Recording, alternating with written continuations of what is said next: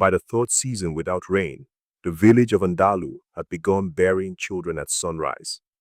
The ground had hardened into cracked stone beneath the burning sky. Rivers shrank into muddy scars across the earth. Crops died before reaching harvest, and hunger moved through the village like a curse no healer could touch. People stopped singing, stopped dancing. Even the drums during ceremonies sounded weak now.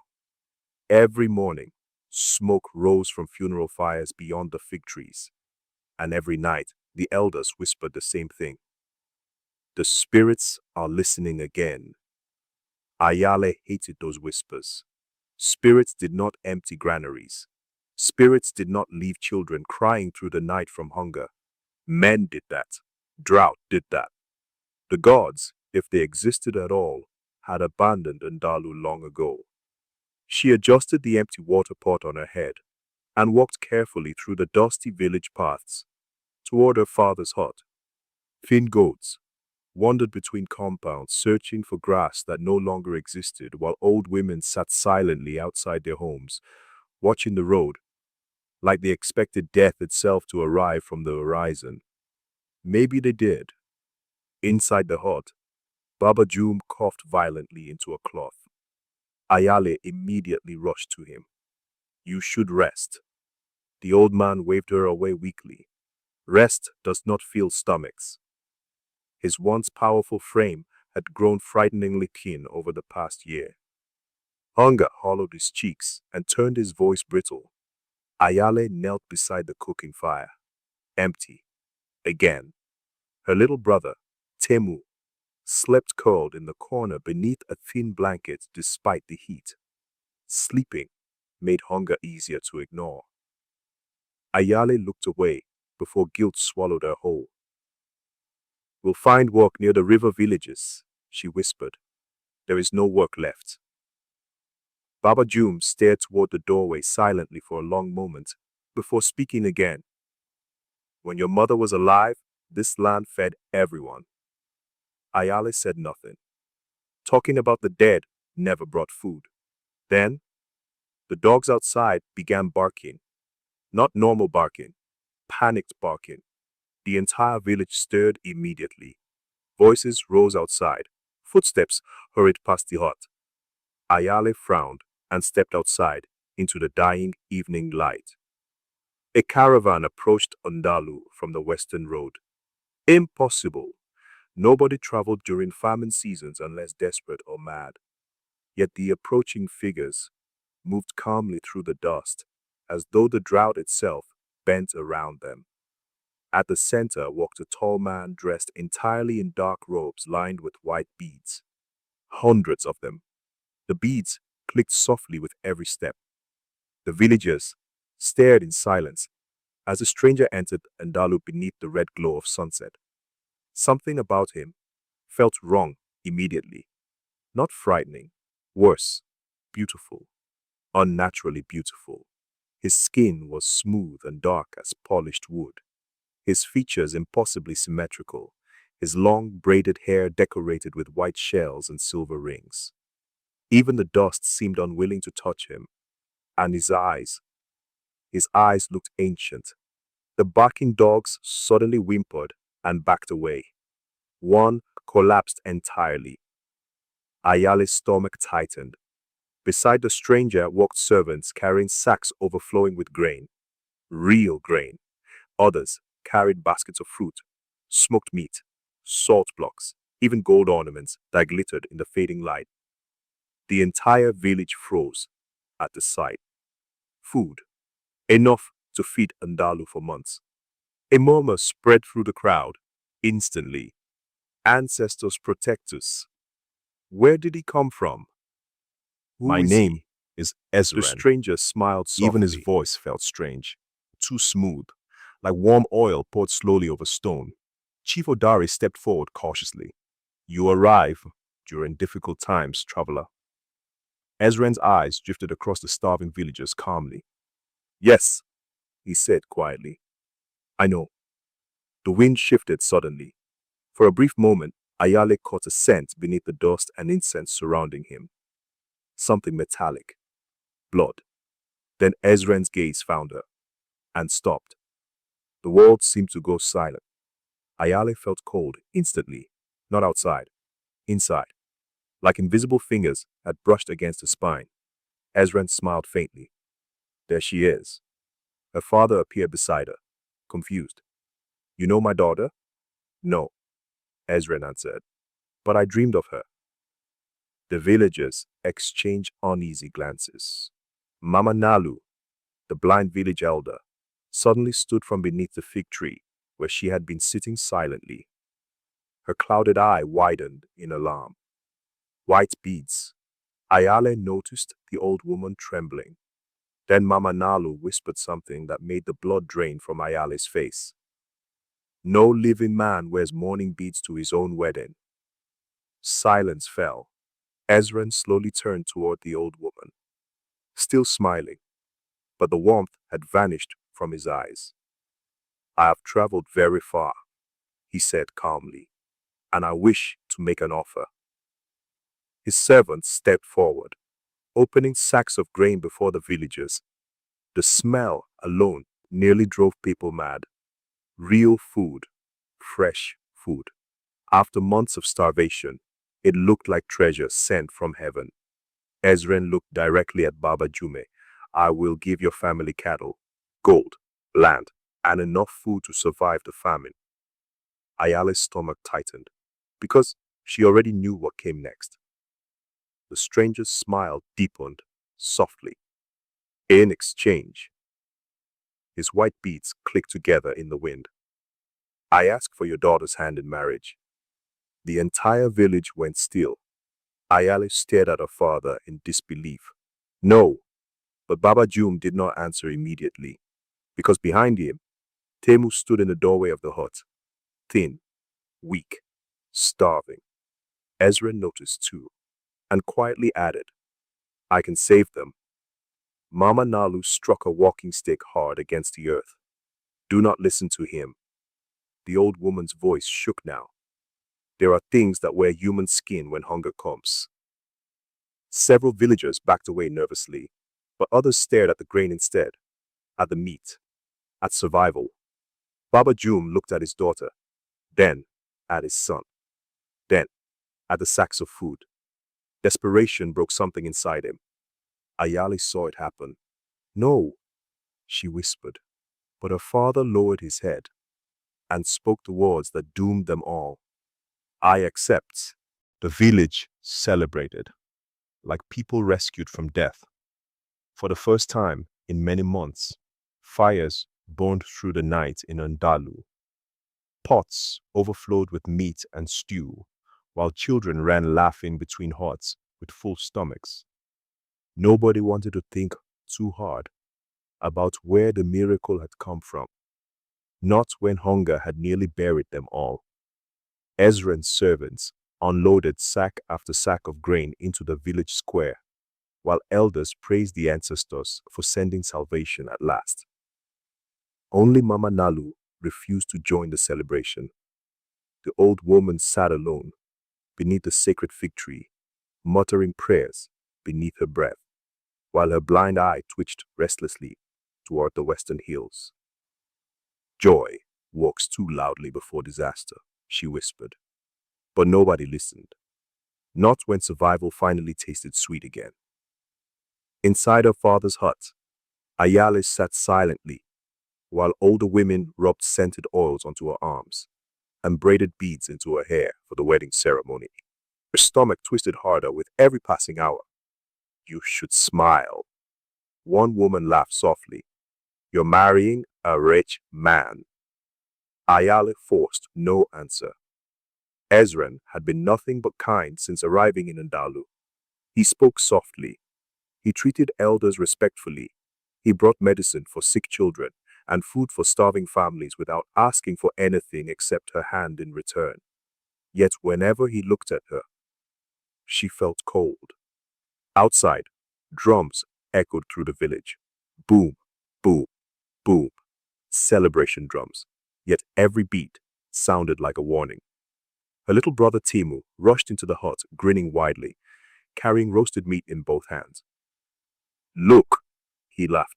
Ezren gave us a whole goat.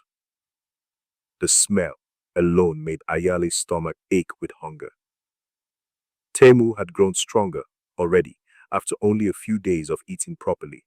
Even Baba Jum looked healthier now. That made everything harder. Because every time Ayale wanted to question the marriage, she looked at her family and remembered what starvation had done to them. Villagers who once cursed a stranger now praised his generosity openly. Nobody wanted to see what frightened her, or perhaps they did, and chose hunger's end over fear. Baba Jum entered quietly wearing ceremonial robes borrowed from the chief. For a moment, guilt flickered across his face as he looked at his daughter. You will live comfortably, he said softly. Ayale finally looked at him. Do you even know who he is? The question silenced the room. Her father avoided her eyes. He saved us. That is not an answer. The older women exchanged uneasy glances before quietly leaving the hut. Once alone, Baba Jum sat beside his daughter heavily. Hunger changes people, he whispered. Ayale's anger faltered slightly at the exhaustion in his voice. I watched your brother starve. His hands trembled. I listened to children crying every night because there was nothing left to feed them. Tears filled his eyes. What was I supposed to do? Ayale had no answer because part of her understood, and that terrified her most of all. The wedding began after sunset. Mama Ndalu refused to bless the ceremony. That alone should have stopped everything, but desperation had already deafened the village. Torches lined the central gathering grounds, while villagers danced around roaring fires beneath a moonless sky. Drummers played so loudly, the earth itself seemed to pulse beneath Ayale's bare feet. Ezren stood, waiting near the ceremonial altar, and somehow he looked even less human tonight. His dark robes shimmered strangely beneath the firelight, while hundreds of white beads covered his chest and arms like bones hanging from a grave spirit. The beads clicked softly whenever he moved. Click, click, click. Ayale noticed something else too. None of the torches near him flickered naturally. The flames bent away from his body, as though avoiding him. Chief Odari began the ceremony, while elders circled the couple, blessing the union with smoke and prayer chants. Ezren performed every ritual perfectly, almost too perfectly, like a man who had spent years studying how humans behaved. When he spoke the marriage vows, his voice carried smoothly across the square. I will protect this home. The torches flickered softly. I will provide. The wind shifted. I will remain beside my bride until death separates us. Mama Ndalu, standing far behind the crowd, suddenly looked up sharply at those words. Ayale noticed the reaction immediately, but before she could think further, drums rose louder around them. The celebration continued, yet small, strange things kept happening throughout the night. Dogs avoided Ezren completely. One growled when he passed, another whimpered and hid beneath a cart. Ezren never touched the food brought before him during the feast, though he politely claimed he had already eaten earlier. And once, just once, Ayale thought she saw something unsettling. During a dance, torchlight reflected across a bowl of water near the ceremonial table. Everyone around it had reflections. Everyone except Ezren. Ayale froze, but when she looked again, his reflection appeared abnormally in the water. Her heartbeat slowed slightly. Maybe exhaustion was making her imagine things. The drums continued late into the night as dancing filled the village square. Ezren finally approached her quietly, while the others celebrated nearby. You seem unhappy, he said gently. Ayale hesitated before answering. This marriage happened quickly. His eyes softened. I understand. The strange thing was, he sounded sincere. Ezren looked toward the laughing villagers. They were suffering. I know. I could not ignore it. Ayale studied him carefully beneath the firelight. Who was this man truly? A wealthy traveler? A lonely stranger? Or something else entirely?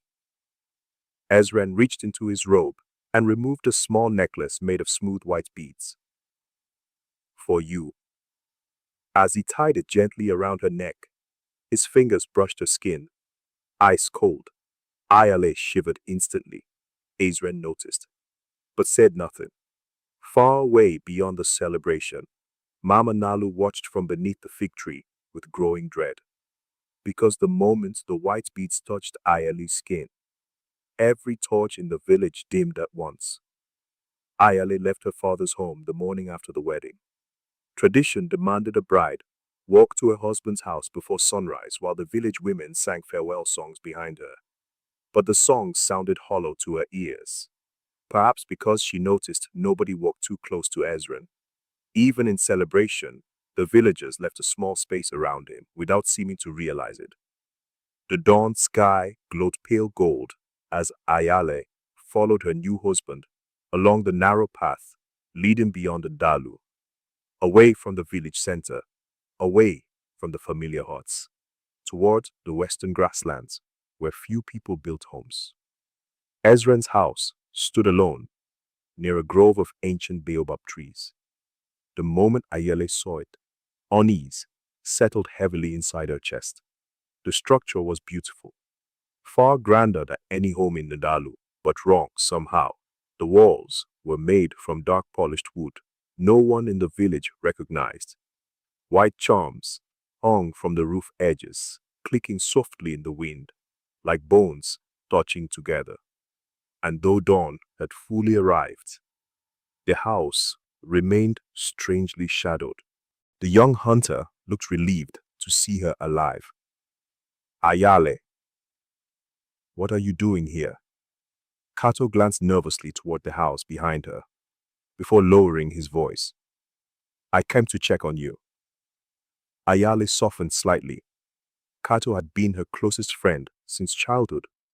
They once spent afternoons fishing near the riverbeds before drought swallowed the water away. You shouldn't be here, she whispered. Neither should you. Before she could respond, Kato held something out toward her. A white bead, broken in half. I found this near the cattle grounds last night. Ayale frowned. So, there was blood beside it. Her stomach tightened. Kato leaned closer, and another goat disappeared. Silence. Goats disappearing during famine wasn't unusual, except something in Kato's expression frightened her. It wasn't stolen, he said quietly. There was no struggle. The wind shifted suddenly. Both of them looked toward the house instinctively. The shadows beneath the doorway seemed darker now, watching. Kato lowered his voice further. There are stories about travelers who wear mourning beads. Ayale's pulse quickened. Mama Ndalu said the same thing. I think you should stay away from him at night. Before Ayale could answer, Ezren's voice drifted calmly from inside the house. A guest should be invited inside. Kato stiffened instantly. Ayale turned sharply. Ezren stood in the doorway behind her, completely silent. Neither of them had heard him approach. His dark eyes rested calmly on Kato. Yet something dangerous flickered beneath the politeness. You are Kaito, Ezren said softly. The hunter. Kato straightened carefully. I protect this village, and I feed it. Silence stretched painfully between them. Then Ezren smiled, warm, pleasant, almost normal. You are welcome here any time. But somehow the words felt less like kindness, and more like a warning. Kato left shortly afterward. Yet before disappearing down the path, he looked back at Ayale one final time, afraid, not for himself, For her, that night, Ayale woke suddenly to a strange sound, dripping, soft, rhythmic, drip, drip, drip. The sleeping mat beside her was empty. Ezren was gone. The house stood silent beneath moonlight spilling through the doorway curtains. Then she noticed it. The front door was slightly open, and outside, something moved between the baobab trees. The dripping sound continued. Drip, drip, drip. Ayale sat upright, slowly on the sleeping mat, listening carefully as moonlight spilled pale silver across the floorboards. Beside her, the empty space where Ezren should have been felt ice cold. The front door creaked softly in the wind. Outside, the baobab trees swayed gently beneath the night sky, and something moved between them. Ayale's breath caught. At first, she thought it was a person, tall, wrapped in shadows. But the shape moved strangely, gliding between the trees with unnatural smoothness. Then it disappeared behind the thick trunks. Silence followed. Ayale swallowed hard. Every instinct told her to stay inside. Instead, she stood, carefully, quietly. The wooden floor felt freezing beneath her bare feet as she crossed the dark house toward the open doorway. The night air outside carried the scent of dry grass and distant rain that never arrived. And beneath it, that metallic smell again. Blood. Ayale stepped onto the dirt path slowly. The moon hung low and pale above the baobab grove, casting long twisted shadows across the ground. Ezren, she whispered. No answer. Only the soft clicking sound of white beads somewhere in the darkness. Click, click, click. Her pulse quickened. The sound came from deeper within the trees. Against her better judgment, Ayala followed it. Branches scratched softly against her arms as she moved between the enormous trunks. The baobabs towered above her, like silent giants watching from another age. Then she saw it. A goat carcass lying beneath one tree. Fresh, its throat torn open, but strangely, there was almost no blood on the ground. Ayale froze in horror. The missing goat. Kato had been right. A soft crunch sounded nearby. She spun sharply. Something stood behind another tree, watching her. Only part of its body showed in the moonlight. A dark figure, with long fingers wrapped around bark. Then slowly, it stepped forward. Ayale nearly screamed. It was Ezren. But something about him looked wrong. His dark robes hung loose around his body, and his face remained hidden partly in shadow. Moonlight reflected strangely in his eyes, making them appear too pale, too bright. For a long moment, neither of them spoke. Then Ezren looked toward the dead goat. I told you to rest. His voice sounded normal, calm. Yet Ayale noticed dark stains along his fingers. Blood. Ezren followed her gaze. Without hurry, he wiped his hand against his robe. A wild animal attacked it. Ayale stared at him silently. At the goat. At the unnatural stillness surrounding the grove. No insects sang here. No night birds called. The world itself seemed to hold its breath around him. Why are you outside? She asked carefully. Ezren's expression softened slightly. I rarely sleep. Another strange answer. Ayale looked again toward the carcass. Something about it disturbed her deeply. Not just the blood, the fear frozen into the animal's eyes, as though it had seen something terrible before dying. The clicking sound came again. Click, click. Ayale frowned. It wasn't coming from his beads, it was coming from the trees. Ezra noticed her listening, and for the first time since meeting him, real tension crossed his face. We should go inside. Before Ayale could answer, a low growl echoed through the darkness. Both of them turned sharply. A village dog stood several feet away between the trees, Its fur raised violently as it stared directly at Ezren. The animal trembled, then began barking furiously, not ordinary barking. Panicked, warning barking. Ezren's expression changed instantly. The warmth vanished from his face completely. Leave, he said softly. The dog whimpered, but continued growling. Then Ezren took one slow step toward it. The animal yelped in terror and ran into the darkness so quickly it nearly crashed through the trees. Silence returned. Ayale stared at her husband uneasily. Ezren exhaled slowly before turning back to her. You should not wander outside alone at night. Something in his voice unsettled her, not concern, fear. As though the warning was genuine, they walked back toward the house in silence. But halfway there, Ayale noticed something strange. On the ground near the doorway, footprints, bare human footprints pressed into the dirt, many of them leading toward the house, but none leading away. Ayale stopped walking. Ezren. He looked down. For the briefest moment, something cold flickered in his eyes again. Then he smiled calmly. Villagers came earlier, bringing gifts for the wedding. At night, silence. The wind moved softly through the baobab branches overhead.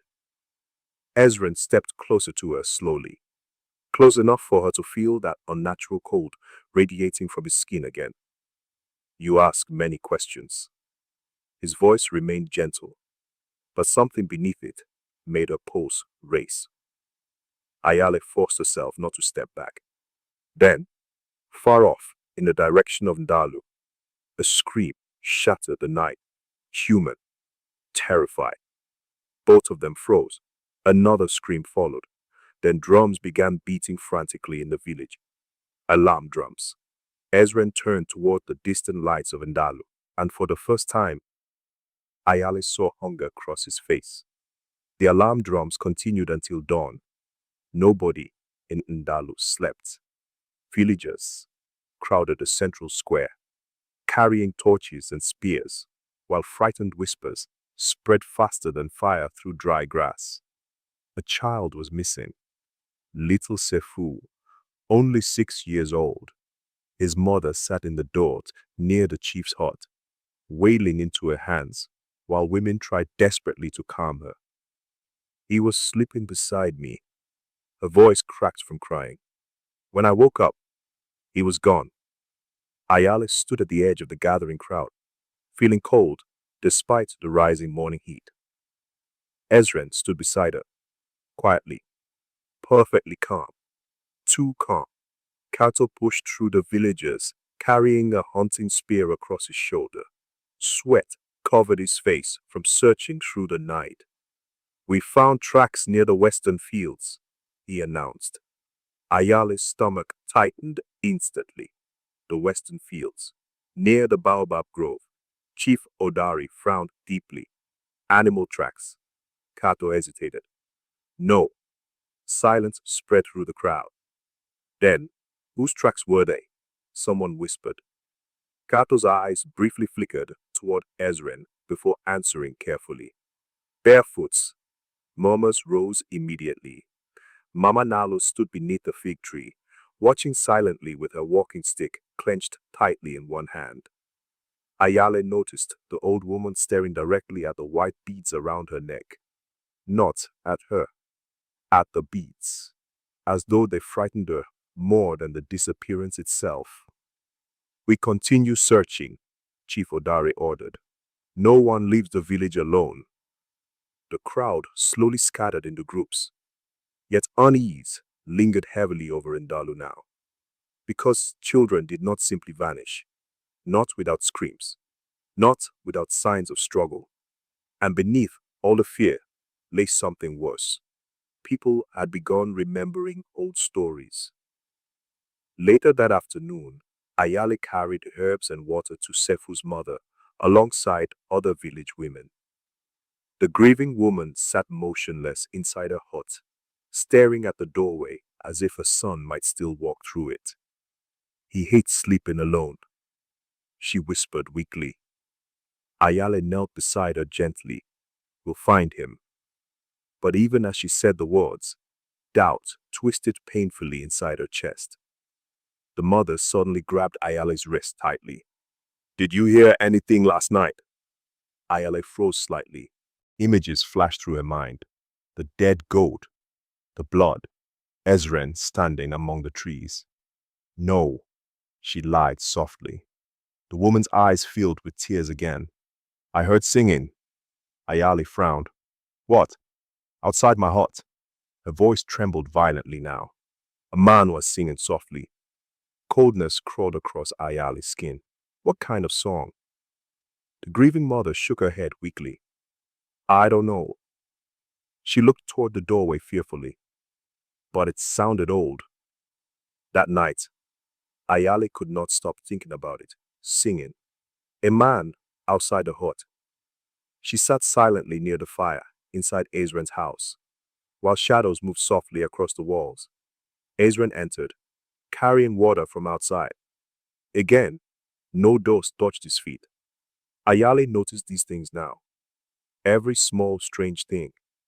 You barely speak today, he said calmly. A child is missing. Ezren placed the water bowl down carefully. Yes. The fire crackled softly between them. Ayale studied his face. Beautiful, gentle, unreadable. Do you think something took him? Ezren looked into the flames for a long moment before answering. There are many things in this world driven by hunger. The words unsettled her deeply. You speak as if you know them. A faint smile touched his lips. I know hunger very well. Silence followed. Then Ezren looked towards her slowly. Do you fear me, Ayale? The question caught her off guard. She opened her mouth, then closed it again, because she didn't know the answer anymore. Ezren watched her carefully before looking away. That is wise. A sudden knock struck the front door, hard, urgent. Both of them looked up instantly. Kato's voice came from outside. Ayale! Ezren stood motionless. The air inside the house suddenly felt colder. Ayale hurried toward the door and opened it quickly. Kato stood there breathing heavily, sweat running down his face. We found the boy. Relief exploded through Ayale instantly. Where is he? Kato didn't answer immediately. And in that silence, fear returned. He's dead. The words hit like a physical blow. Ayale stared at him in horror. No. Kato lowered his voice carefully. We found him near the dry riverbed. Something in his expression made her stomach turn. How? Kato looked past her briefly toward Ezren, standing deeper inside the shadows of the house. Then he whispered, there was no blood in the body. Silence. The fire behind Ayale crackled softly. Kato stepped closer, and there were white beads scattered around him. Ayale's pulse stopped. Behind her, Ezren said nothing. Too much nothing. Kato's eyes begged her silently now. See what I see. Understand. Ayale slowly turned back toward her husband, standing motionless in the dim firelight. His face remained calm, yet his eyes looked darker than before, and for the first time since marrying him, Ayale truly felt afraid to be alone with him. The village did not sleep after Sefu's burial, or what remained of him. Ndalu had buried many children during the drought, but this was different. The grave felt wrong, too light, too empty, like the earth itself was refusing to accept what lay inside it. Mama Nalu did not attend. She sat beneath the fig tree instead, whispering to the wind as though arguing with something only she could hear. Ayale stood at the edge of the grave, with Temu clutching her hand tightly. Her brother hadn't spoken since morning. Neither had most of the village. People moved like shadows now, careful, watching each other. and watching Ezren even more.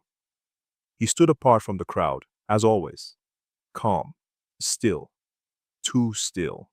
When the burial ended, Kato approached Ayale again, this time refusing to lower his voice. "We need to talk." Ezren's head tilted slightly at the sound of Kato's voice, but he said nothing.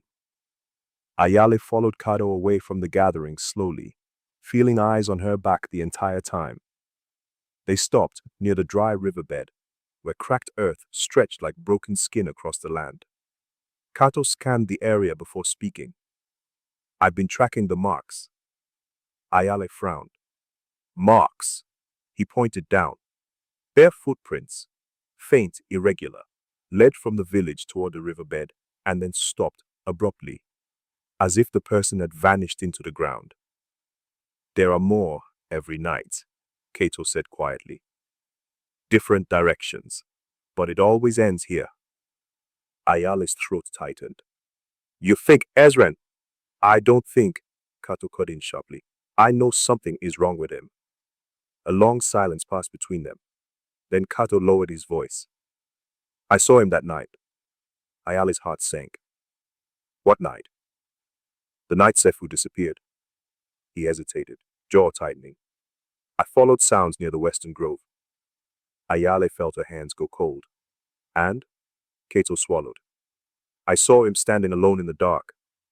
He paused, then added, "And I saw people walking toward him." Ayale blinked. "What do you mean walking toward him?" Kato's eyes darkened, like they were being called. The wind moved across the dry riverbed, carrying dust between them. Ayale shook her head slightly. "That doesn't make sense." "I know." Kato stepped closer. "But they weren't afraid." A pause. "They looked calm." That word chilled her more than anything else. Calm. Like Sefu had been calm. Like he hadn't screamed. Like he hadn't fought. Ayale stepped back slightly. "I don't believe you."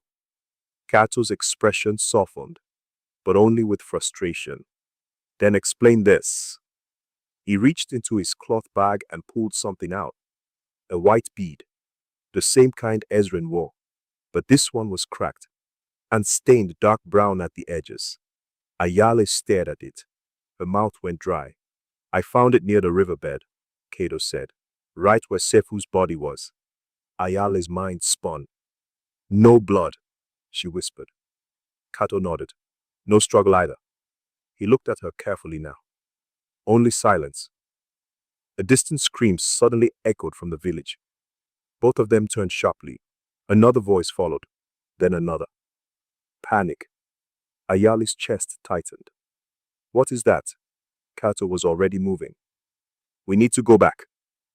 They ran. Dust rose behind them as they rushed toward Ndalu. And as they approached the village, they saw people gathering in chaos near the central square. Fires had been knocked over. Cattle were missing from pens. And in the center of it all, Ezren stood perfectly still, surrounded by frightened villagers. Chief Odari pointed a shaking spear at him. "You bring death into our home." Ezren's expression remained calm. "I brought food." That was before children started disappearing. Murmurs of fear spread through the crowd. Ezren looked around slowly, not angry, not defensive, just observing. Then his gaze landed on Ayale and softened.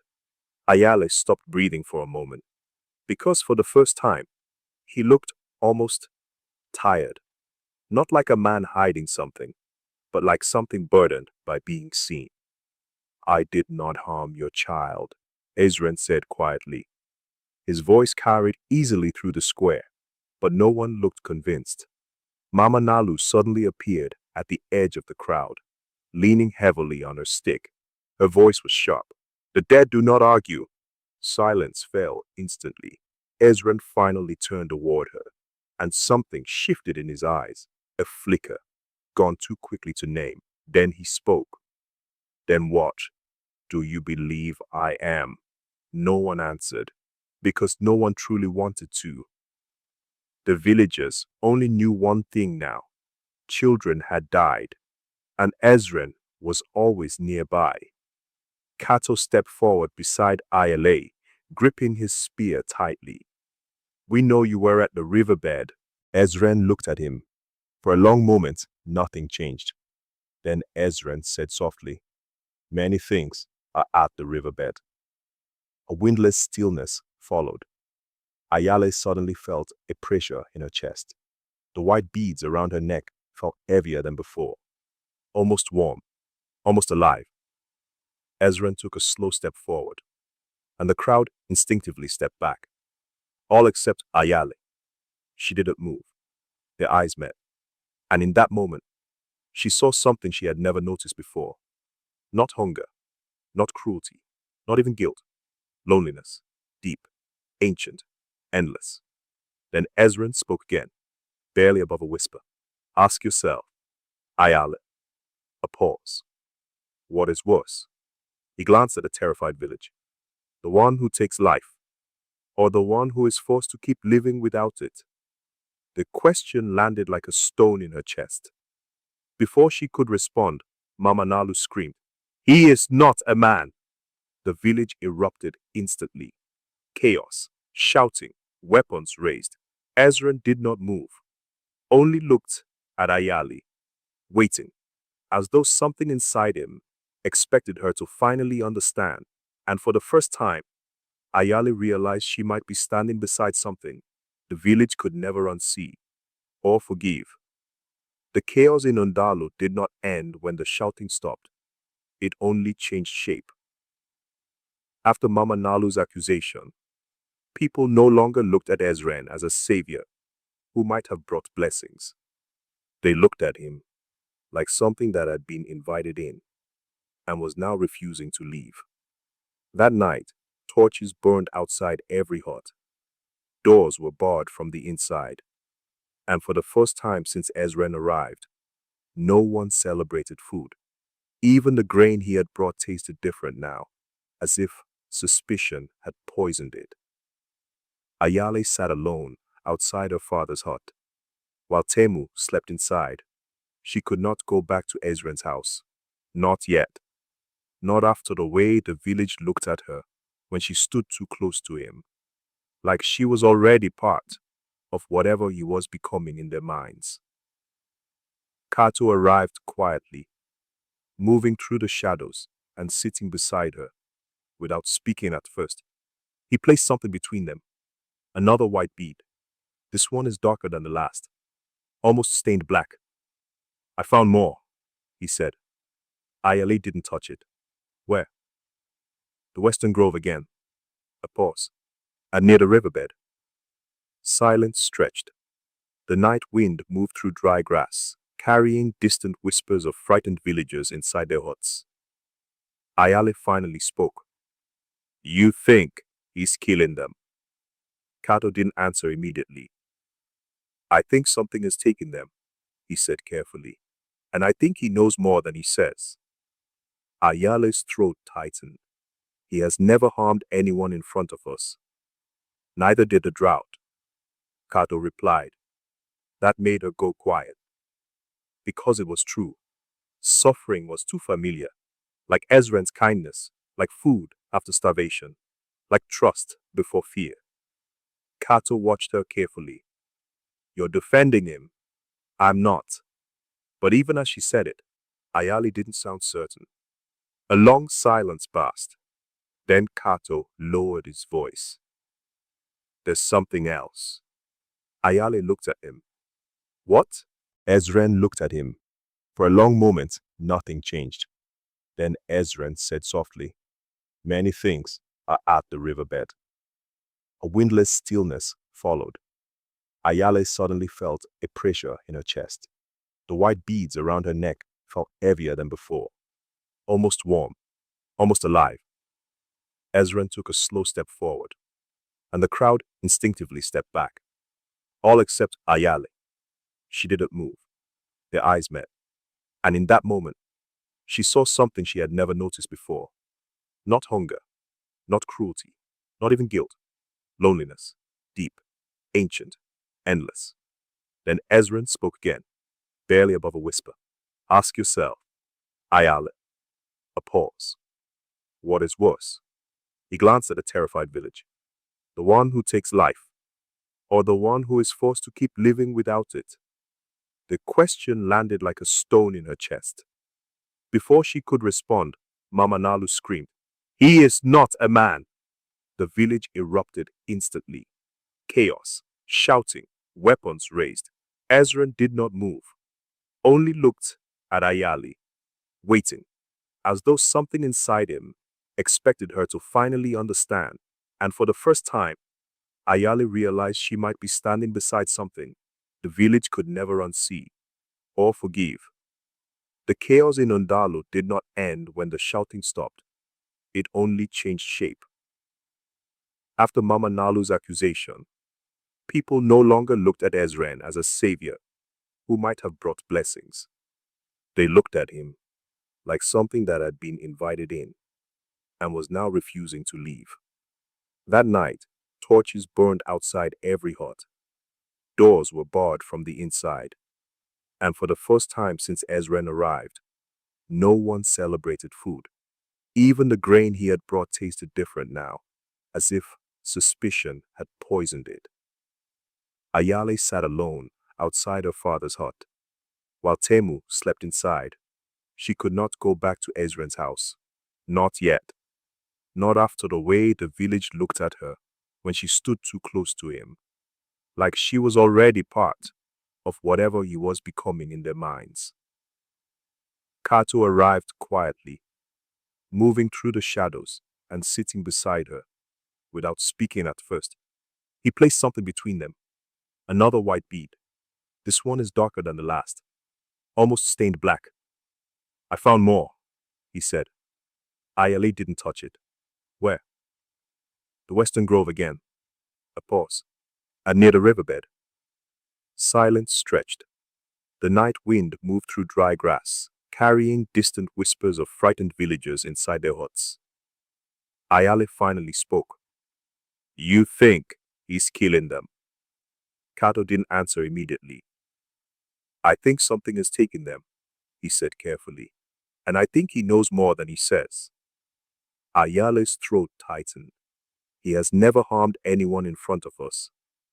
Neither did the drought, Kato replied. That made her go quiet. Because it was true. Suffering was too familiar, like Ezren's kindness, like food after starvation, like trust before fear. Kato watched her carefully. You're defending him. I'm not. But even as she said it, Ayale didn't sound certain. A long silence passed. Then Kato lowered his voice.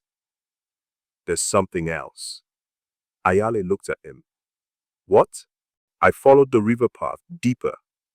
His expression darkened, and I saw footprints leading into the dry riverbed. But they didn't stop there. Ayale frowned. They didn't stop. Kato shook his head. They went into the ground. A chill passed through her. That's impossible. I know. Kato leaned closer, but I also heard something.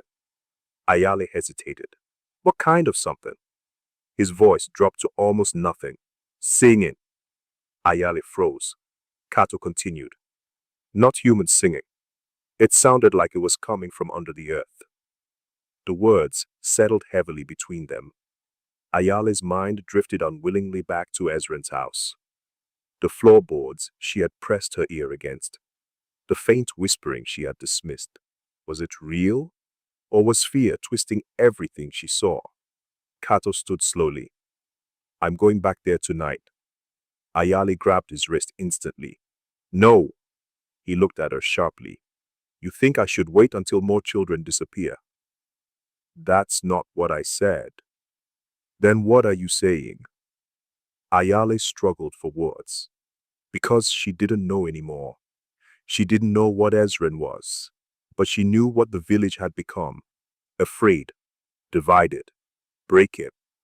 I'm saying, be careful, she whispered finally. Kato studied her face for a long moment, then nodded once. I always am. He left without another word. Later that night, Ayale could not sleep. The house she shared with Ezren felt too large now, too silent, too aware of itself. She lay awake staring at the ceiling while Temu slept nearby, finally full for the first time in weeks. Outside, the wind had stopped completely. Even the night felt held in place. Then, a soft knock came at the door. Ayale sat up immediately. Another knock, slow, controlled. She rose quietly, moving toward the door with cautious steps. "Who is it?" she whispered. No answer, only silence. Then, the voice came. Soft, familiar. "Open the door." Ezren. Ayale hesitated. Something inside her tightened. She opened it slowly. Ezren stood outside in the darkness, perfectly still. His face was unreadable in the dim light. Behind him, the village was quiet. Too quiet. "You're here," she said cautiously. "Yes," he replied. A pause. "I needed air." Something about his tone unsettled her. Not because it was strange, but because it was careful. As if he was choosing every word to avoid breaking something fragile. Ayale stepped slightly outside. "People are afraid of you now." Ezren looked toward the village lights. "I know." "Are you going to leave?" That question made him pause longer than expected. "No." Ayale studied him carefully. "Why?" Ezren finally looked at her, and for the first time, there was something raw beneath his calm expression. "I did not come here to be feared." A quiet beat. "I came because I was called." Ayale frowned slightly. "By who?" Ezren did not answer immediately. Instead, he stepped closer. The air around him felt colder again, but not threatening. Heavy. I followed the river path deeper. His expression darkened, and I saw footprints leading into the dry riverbed, but they didn't stop there. Ayale frowned. That didn't stop.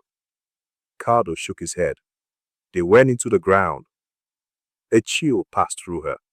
"That's impossible." "I know." Kato leaned closer, "but I also heard something." Ayale hesitated. "What kind of something?" His voice dropped to almost nothing. "Singing." Ayale froze. Kato continued. "Not human singing. It sounded like it was coming from under the earth." The words settled heavily between them. Ayale's mind drifted unwillingly back to Ezren's house. The floorboards she had pressed her ear against. The faint whispering she had dismissed. Was it real? Or was fear twisting everything she saw? Kato stood slowly. "I'm going back there tonight." Ayale grabbed his wrist instantly. "No." He looked at her sharply. "You think I should wait until more children disappear?" "That's not what I said." "Then what are you saying?" Ayale struggled for words. Because she didn't know anymore. She didn't know what Ezren was, but she knew what the village had become. Afraid, divided, breaking. "I'm saying, be careful," she whispered finally. Kato studied her face for a long moment, then nodded once. "I always am." He left without another word. Later that night, Ayale could not sleep. The house she shared with Ezren felt too large now, too silent, too aware of itself. She lay awake staring at the ceiling while Temu slept nearby, finally full for the first time in weeks. Outside, the wind had stopped completely. Even the night felt held in place. Then, a soft knock came at the door. Ayale sat up immediately. Another knock, slow, controlled. She rose quietly, moving toward the door with cautious steps. "Who is it?" she whispered. No answer, only silence. Then, the voice came. Soft, familiar. "Open the door."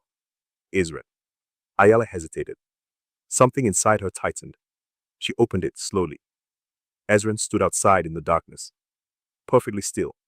His face was unreadable in the dim light. Behind him, the village was quiet.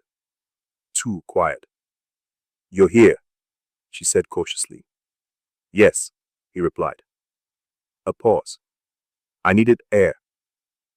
Something about his tone unsettled her, not because it was strange, but because it was careful, as if he was choosing every word to avoid breaking something fragile.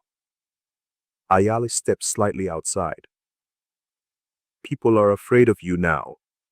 Ezren looked toward the village lights. I know.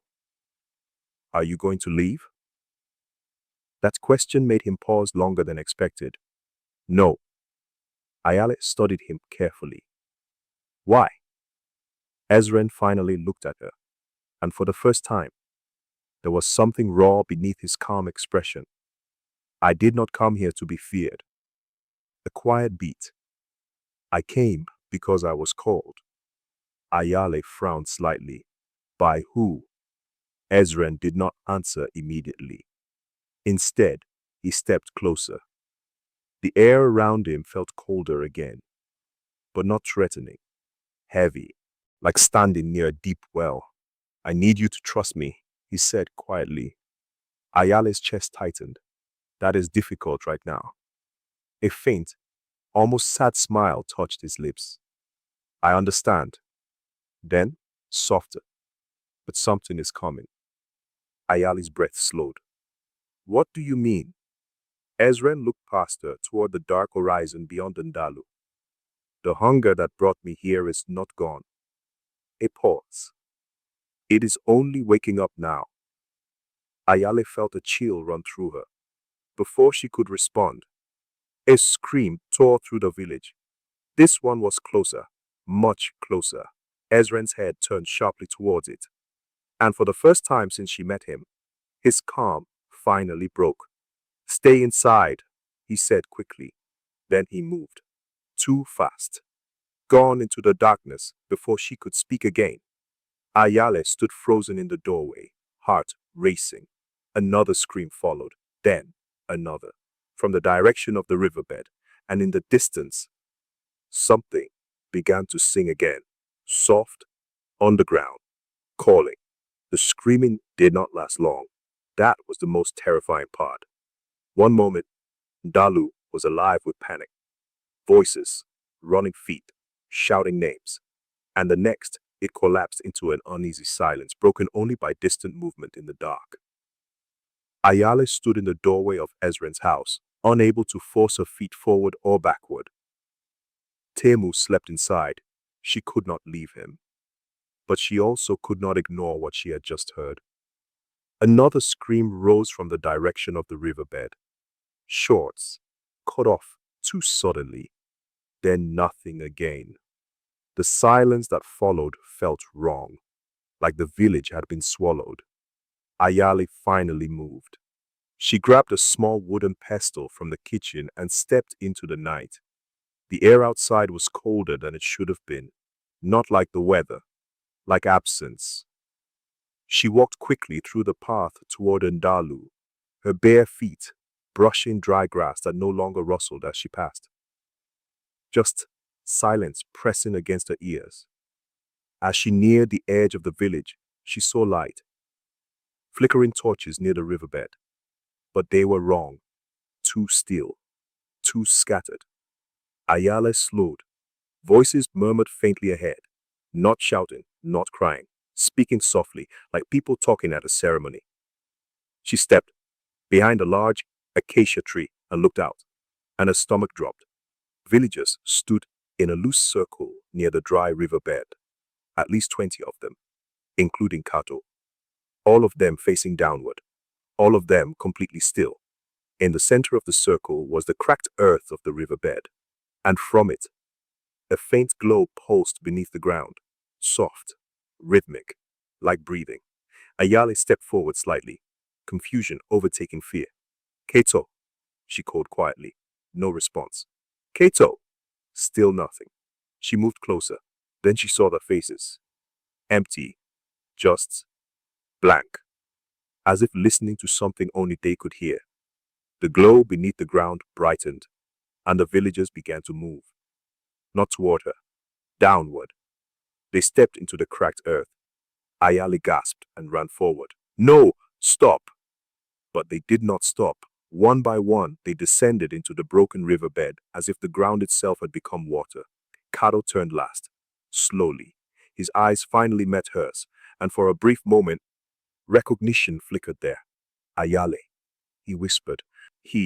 Then his gaze softened again, like something inside him had been pulled away. Don't, she saw desperately. Kato, don't go.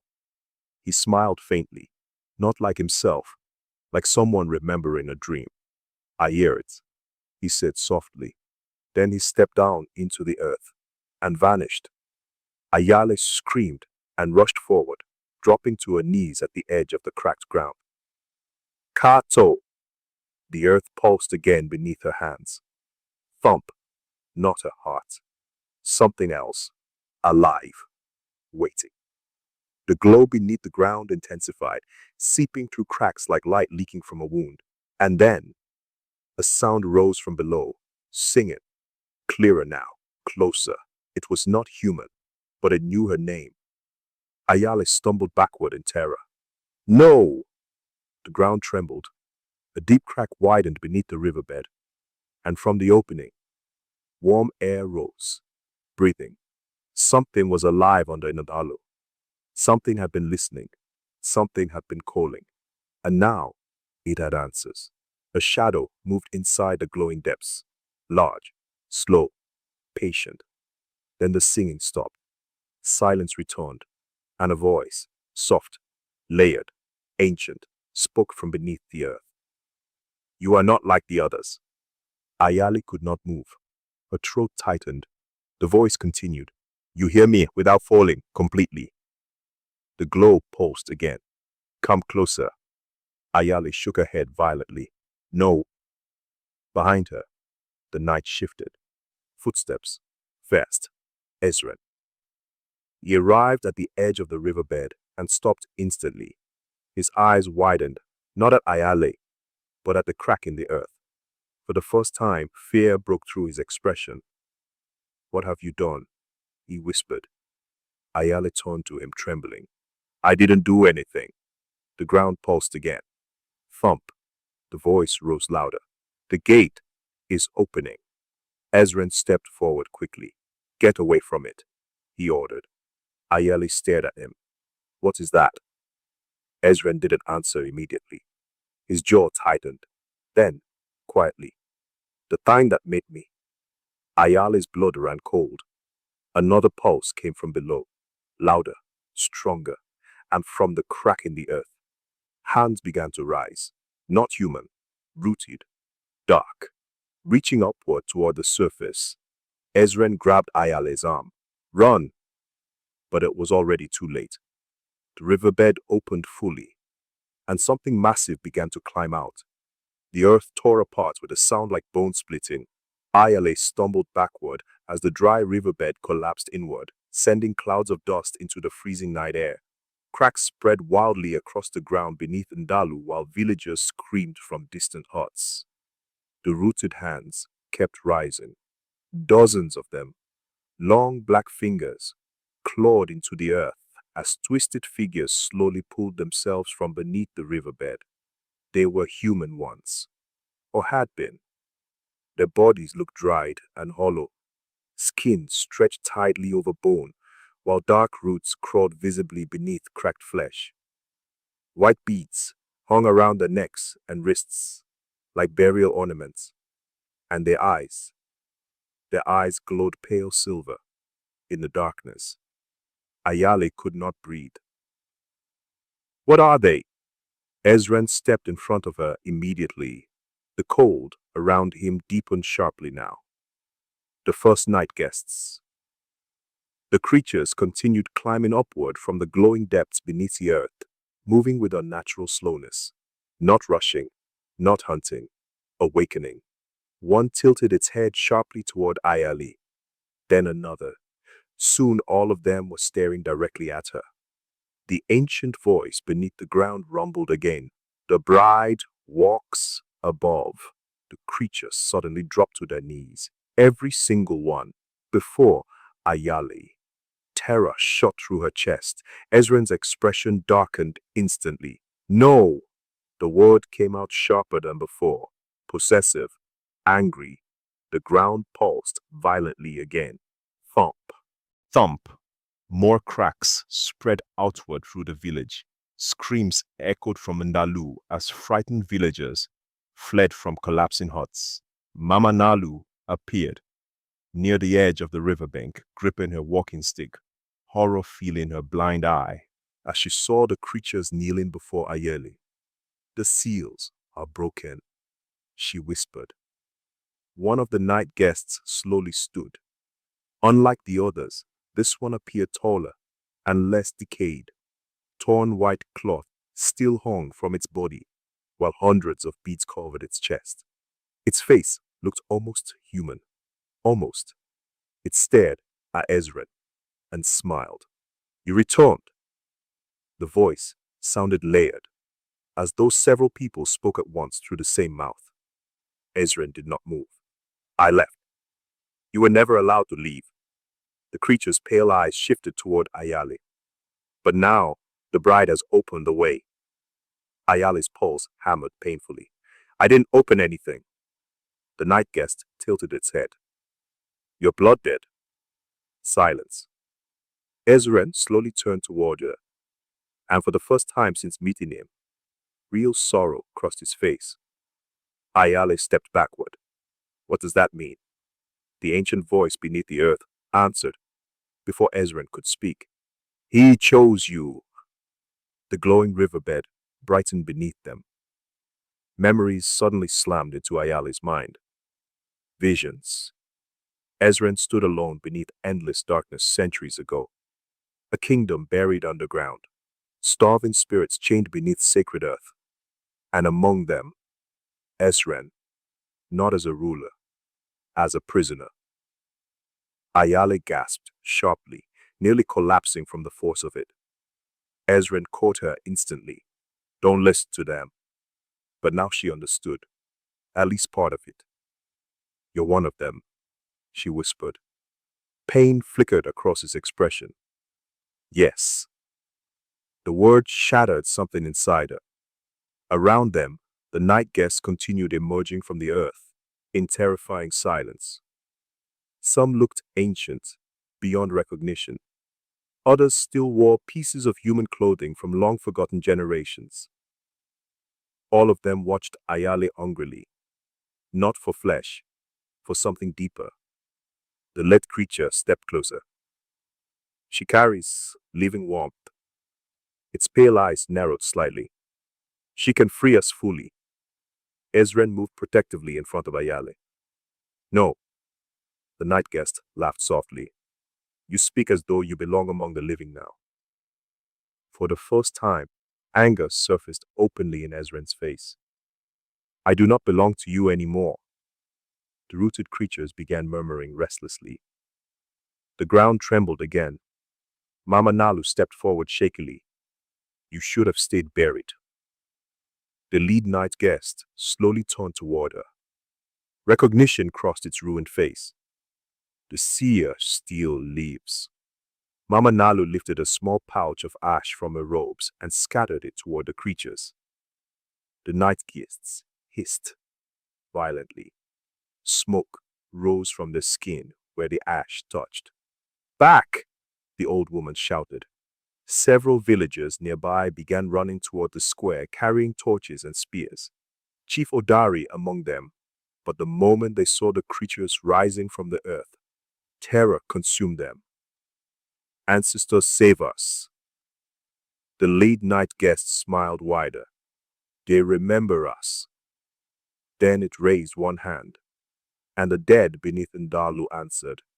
The earth around the village began moving. Graves cracked open. Ayale's blood turned to ice as skeletal hands pushed upward through the dirt. Villagers screamed and scattered in panic. The night guests had not returned alone. Ezren grabbed Ayale tightly. We have to leave now. But Ayale stared at him in horror. You knew this could happen. Ezren's silence answered everything. The betrayal hit harder than fear. You used me. No. For the first time, desperation entered his voice. I was trying to stop them. The lead night guest laughed again. But hunger always calls hunger home. The creatures began advancing toward the village, toward the living, toward warmth. Ezren looked at Ayale with something close to pleading in his eyes. If they reach full strength, Ndalu dies before sunrise. Ayale's heart pounded wildly as chaos erupted around them. Villagers screaming, the dead rising, the earth breaking open beneath the night. And somewhere deep below, something far older than the night guests began waking too. Ndalu burned before dawn. Fire spread from collapsing huts as villagers fled, screaming through the smoke while the dead clawed their way from broken graves. The night guests moved through the chaos slowly, almost gracefully, their pale eyes glowing beneath the dark sky. They did not run. They did not need to. Fear aided the living toward them. Ayale stood frozen near the shattered riverbed as rooted corpses climbed endlessly from beneath the earth. And behind her, the ancient crack beneath Ndalu widened further. Something enormous moved below. Ezren gripped her arm tightly. We have to seal the gate. Ayale pulled away from him violently. You lied to me. Pain crossed his face. Yes. The honesty stunned her. Ezren looked toward the advancing night guests. I came here because they were waking up. Another tremor shook the village. I thought, if I stayed close to the living long enough. His voice weakened slightly. I could remember how to be human. Ayale stared at him. And suddenly, all the strange things made sense. The loneliness, the distance, the carefulness in every word he spoke. Ezren had not come to destroy Ndalu. He had come because he feared becoming what waited beneath the earth. The lead night guest stepped closer through the smoke. You were never human. Its layered voice echoed unnaturally across the burning village. You only learned to pretend. The other night guests laughed softly. Cold, hungry, ancient. Mama Nalu raised trembling hands toward the sky, scattering ash and crushed herbs into the wind. The gates must be closed before sunrise. Chief Odari stumbled toward them, clutching a bleeding wound across his shoulder. The dead are everywhere. As if answering him, more corpses dragged themselves from broken graves behind the huts. Ndalu was dying. Ayale looked toward Temu, standing terrified beside Baba Jum near the village square. Children crying, mothers screaming, people trampling one another trying to escape. All because something ancient had been invited into their home. The lead night guest pointed toward Ayale. The bride belongs to the hunger. Now. Instantly, the rooted creatures surged forward. Ezren moved before Ayale even saw them coming. Darkness exploded outward from his body like black smoke. The night guests recoiled violently. For the first time since arriving in Ndalu, Ezren revealed what he truly was. Not human, not entirely spirit. Something between life and death. White markings ignited beneath his skin, while the beads around his neck rattled furiously in the wind. His eyes glowed pale silver, the same as the night guests. Ayale stared at him in horror and awe. Ezren turned toward her briefly. Fear crossed his face. Not fear of battle, fear that she would finally hate him. Then the night guests attacked. The village erupted into chaos again as Ezren crashed into the creatures with unnatural speed.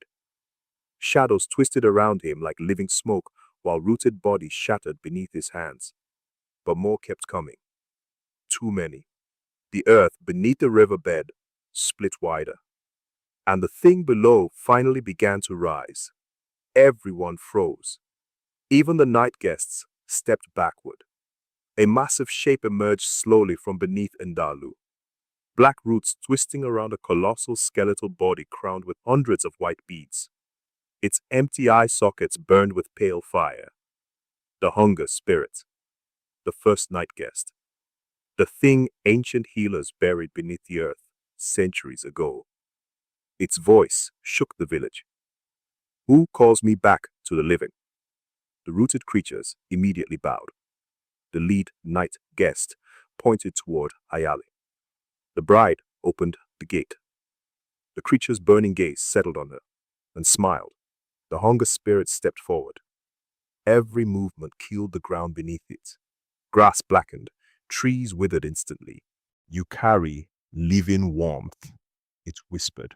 Hunger remembers warmth. Ayale could barely breathe. Mama Nalu grabbed her arm desperately. You must close the gate. How? The old woman looked toward Ezren, battling the creatures across the burning squall. With blood. Realization slowly dawned in Ayale's eyes. The bright price. It had never been cattle, never gold. A life for a life. The gate demanded sacrifice. Ezren saw the understanding on her face instantly. No. He abandoned the fight and rushed toward her. No, Ayale. The desperation in his voice nearly broke her heart. The hunger spirit laughed. He loves the living now. The words sounded mocking, impossible, yet true. Ezren reached her and grabbed both her hands tightly. We can find another way. But even as he said it, the ground continued splitting apart around them. The hunger spirit was fully awakening, and once sunrise came, it would never be buried again. Ayale looked at Timu, at her father, at the terrified villagers, then back at Ezren.